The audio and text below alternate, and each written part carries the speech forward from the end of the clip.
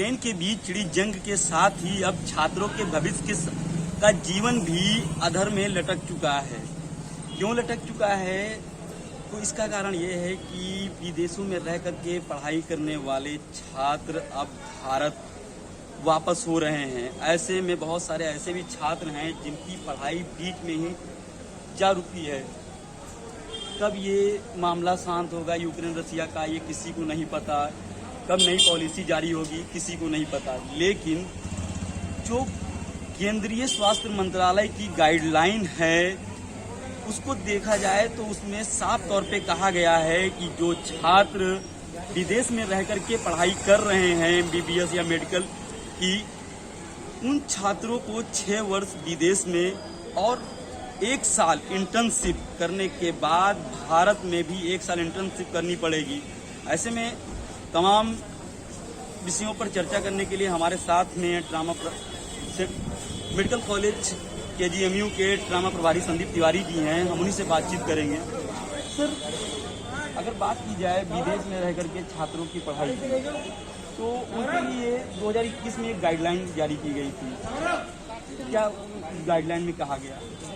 उस गाइडलाइन में जैसा कि अभी आपने बताया कि कुछ नियम रखे गए हैं, और ये इसलिए रखे गए हैं जिससे कि हम ये नहीं चाहते कि हमारा ब्रेन ड्रेन हो। हमारे यहाँ हिंदुस्तान में सरकार के द्वारा MBBS की सीटों में बहुत बढ़ोतरी की गई है। ठीक है, तो हमारा नेशनल मेडिकल कमीशन ये चाहता है कि हमारे छात्र हमारे यहाँ से ही MBBS करें। तो इसलिए, और प्लस सबसे बड़ी बात यह है कि जहाँ विदेशों में पढ़ाई कर रहे हैं छात्र, उनमें अक्सर ये देखा गया है कि जब ये यहाँ आते हैं तो क्योंकि वहाँ पे मरीजों की दिक्कतें अलग हैं, उनकी बीमारियाँ हमसे अलग हैं, वहाँ का नेचुरल क्लाइमेट अलग है, तो यहाँ आकर के उनको बड़ी दिक्कतों का सामना करना पड़ता है। तो इसलिए ये पूर्व में भी ऐसा होता था कि जब वहाँ से MBBS करके आता था तो उसको 1 साल की इंटर्नशिप यहाँ पे करनी पड़ती थी। उस चीज को कायम दोबारा से किया गया है, बीच में वो खत्म हुई थी। तो 2021 की अगर बात की जाए, 2021 में उसको फिर से जोड़ा गया है, और उसके साथ में कुछ और नियम भी उसमें और जोड़े गए हैं, जिससे कि जो भी छात्र बाहर भी पढ़ करके आ रहे हैं वो यहाँ के व्यक्तियों से की बीमारियों से भी परिचित हो सकें, उनकी लोकल लैंग्वेज से भी परिचित हो सकें, और यहाँ के क्लाइमेट में कौन कौन सी बीमारियाँ होती हैं उस चीज़ का उनको अनुभव भी हो सके।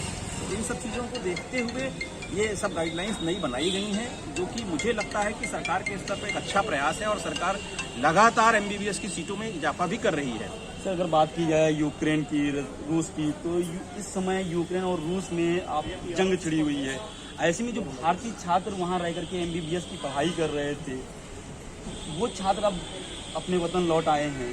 बहुत सारे अभी ऐसे छात्र हैं जो वतन लौटने की तैयारी कर रहे हैं।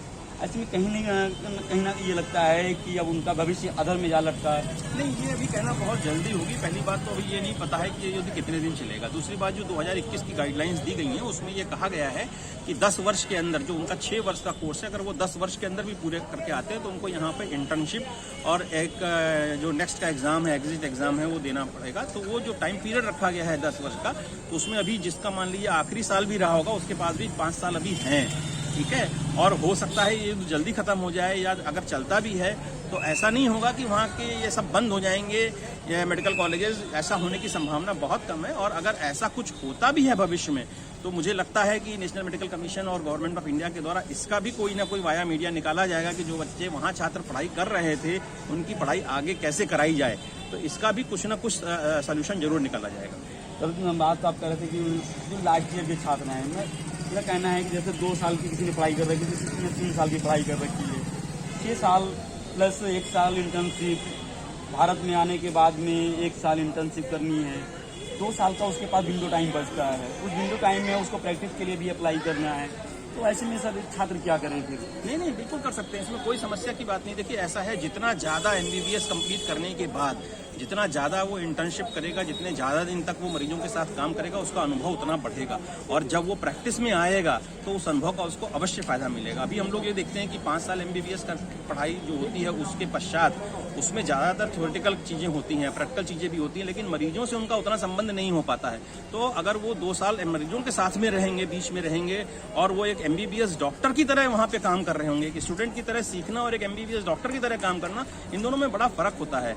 तो ये सरकार का का अच्छा कदम है, हमें इसकी सराहना करनी चाहिए, जिससे कि जो भी छात्र यहाँ पे आ रहे हैं, चाहे वो हमारे यहाँ के हों चाहे वो विदेशों के हों, उनको और अनुभव प्राप्त हो सके और जब वो मरीज का इलाज करने के लिए पहुंचे तो वो झोला छाप डॉक्टर बनकर के ना पहुंचे, वहाँ पे अनुभवी डॉक्टर बनकर के पहुंचे। तो सर जैसे कि केंद्रीय स्वास्थ्य मंत्रालय की जो गाइडलाइंस है, आपको लगता है कि अगर इसी तरह की जंग जारी रही तो इसमें कुछ बदलाव देखने को मिलेंगे? बिल्कुल हो सकता है, बिल्कुल हो सकता है। ये तो समय के ऊपर डिपेंड करेगा। अगर जंग जारी रहती है तो इसमें कहीं ना कहीं से छात्रों के भविष्य को देखते हुए कुछ ना कुछ संशोधन किए जा सकते हैं, इसकी पूरी संभावना है। तो ये थे हमारे साथ में केजीएमयू के ट्रामा प्रभारी डॉक्टर संदीप तिवारी जी। इनका कहना है कि केंद्रीय स्वास्थ्य मंत्रालय द्वारा जो 2021 में गाइडलाइन जारी की गई हैं, इस तरीके के वॉर को देखते हुए भारत सरकार उसमें कुछ न कुछ जरूर संशोधन करेगी। कैमरामैन दुर्गेश के साथ मैं शिवनंदन सिंह, लखनऊ।